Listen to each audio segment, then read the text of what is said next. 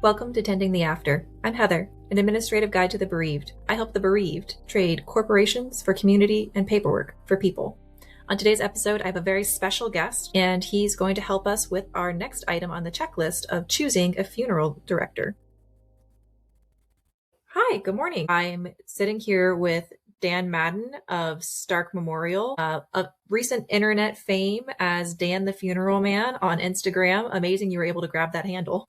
Yeah, right. I even got a trademark out for it now, so no one tries to take it. No, that's smart. That's smart. Thinking ahead. So I reached out to you and you very graciously agreed to join me here to talk about some of the work that you do and behind the scenes that you've been showing all of us online on Instagram, particularly about the work that goes into being a funeral director. And part of what I'm doing here on this podcast is going through a checklist that was provided on everlove.com of the things that people need to do after someone has passed. Early in that process is deciding on a funeral director or other memorial service director. And so obviously you would be a great person to talk to. Yeah, no, absolutely. People don't realize what all is involved, particularly after the funeral. You know, you're so busy and planning the funeral, and big advocate of pre-planning because that takes a lot of that away. But afterwards is even more difficult because a lot of times the family that was in town have left and you're kind of left alone trying to close out accounts, getting things transferred. So it's important to have a game plan on how you're going to do that. And we try to guide families at that time, give them a list of things that they're going to have to close out, get titles transferred at the cars. And, you know, people think that it's a quick process, but sometimes it's not, and could state that things weren't POD. We encourage doing a lot of that ahead of time, so it's a little less chaotic afterwards. Yes, most definitely. So that's a lot of what I do as an administrative guide as well, is taking on those tasks for families that either don't want to deal with it or are overwhelmed by it. And so I guess I'll start somewhere kind of fun, maybe easy. You have been holding your Fash Urn Week online and have had wonderful urns. Actually, I wish we would have seen them when my own dad died, because we did have him cremated. And while my grandfather is definitely saying he wants to be buried in a whiskey cask box, the options that you've been providing are out there. How did that change? Like, when has that been a new market? Yeah, so, I mean, with 60-70% of the people being cremated today, I think that, manufacturers are looking for innovative ways, different type urns to apply to people. Not everybody wants your standard urn that looks like an urn. So there's a lot of options out there. I highlighted the bookcase urn that people loved. I mean, I didn't really think that this would take off with this Fash Urn show. I mean, it was just like a trending audio. I've seen like people walk out with something, and like the first urn was like a butterfly, and it just exploded on Instagram, and people wanted more. And they wanted the show to continue. So I've been buying urns and trying different urns. And it's just a different way to show what's available that really has never been done before in death care, that I could recall someone presenting urns or merchandise like this. It's a topic that no one likes to talk about. And I'm using this platform to get people to talk about. And death doesn't have to be scary. And it's something that I'm trying to do is break down those barriers of tabooism in funeral service, that we're relatable. We can have fun. We could do some lip syncs and education and things like that, just to normalize us as funeral professionals. And obviously it's refreshing to people because the video's got 700,000 views, and I'm continuing to do the show, and people are giving me requests. And so Fash Urn Show is here to stay, and look for more different type urns in the future. You also shared some of your journey into mortuary sciences and becoming a funeral director. Would you care to recap some of that for us? Yeah, absolutely. So obviously a lot of funeral homes are passed down from generation to generation. It's a family-owned business, and that was not the case for myself. I didn't know what I wanted to do for a career. I started working in a funeral home where my grandmother had her services because I was curious about it. I was intrigued and wanted to see maybe it's something I would like to do for a career. So I got a job there. And at first I was a little squeamish, didn't know if I could handle it. But then I decided to go to mortuary school. And, I've been doing that for 23 years now and just purchased my own funeral home here about 6 years ago. Congratulations. I do Yeah. actually know a young adult, but young teenager who is interested in pursuing the mortuary sciences. Is there anything you would have her look for when looking for a school or a particular certification? Yeah. So each state's different, but it's good to know the requirements.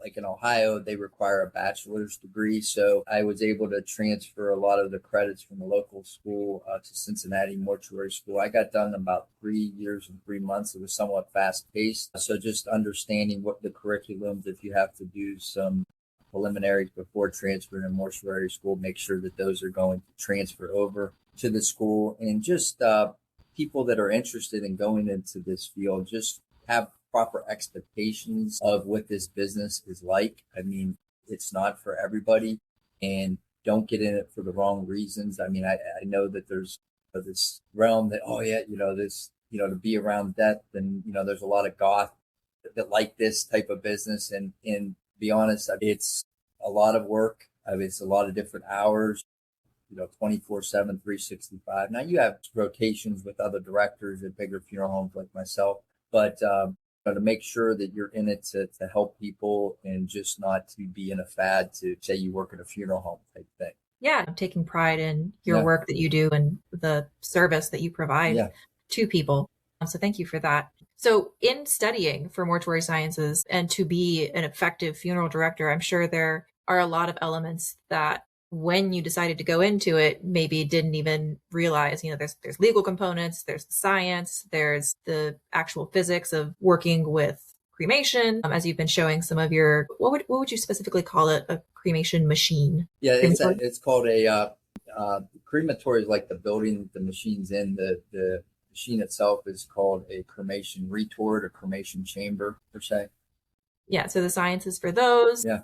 Legal about organizing around the state laws for handling remains. And then, of course, a little bit of social work, because there's that very emotional component, and you're providing these memorial services also.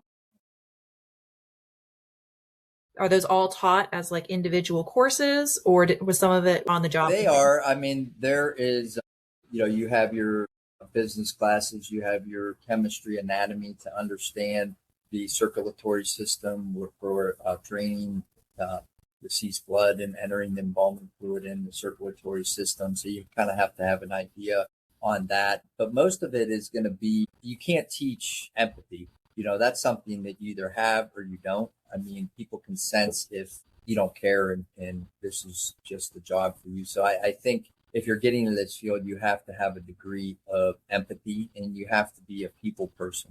There's funeral homes that, that are bigger that you might just be able to be an embalmer and just be in the basement all day and you really don't need to talk to the people down there. So, but most funeral homes, you're going to have to deal with people on a daily basis. So you have to be a good communicator, have empathy, and most of it is going to come, you learn a little bit at school, but like they say, I mean, a lot of it is on job training when you start working, understanding the laws in your state, and just the more you do, the more comfortable you're going to be. So a lot of it is during an apprenticeship. After school, most funeral homes or states are going to require you to do an apprenticeship. So you're going to get hands-on training during that time as well. This episode is brought to you by my Destination Death Planning Retreat. We're checking off to-do lists and bucket lists.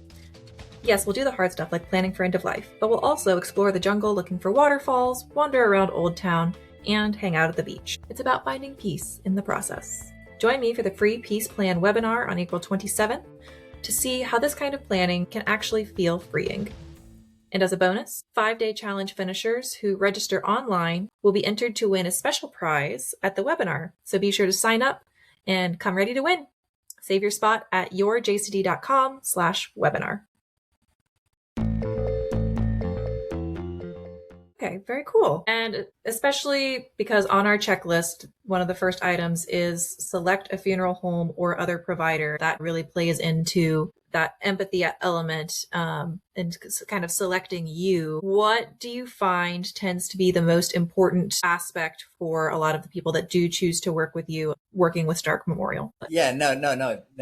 So most people are going to pick a funeral home based on reputation, and Stark Memorial has a great reputation, over 105 years old. But that only goes so far. I mean, people's loyalty, times are changing. It's to get a little different to where people are searching more online, and that's one reason why we have a strong social media presence. I mean, I got people reaching out to me in Kentucky because they see my Instagram and they're like, "I want you to handle my funeral." I'm like, "Well, I can travel." I mean, so that's why we're on Instagram and TikTok and Facebook, because we're educating people and they feel like they know me before they even come in the door because they see me online. And so I think that nowadays is a big proponent on how people are picking funeral homes. I mean, in the old days, you would see an ad in the church bulletin or the yellow pages. I mean, people aren't looking at that anymore. They're doing Google AdWords. So we're popping up on Google. We're building up Google reviews. I mean, we have 250 Google reviews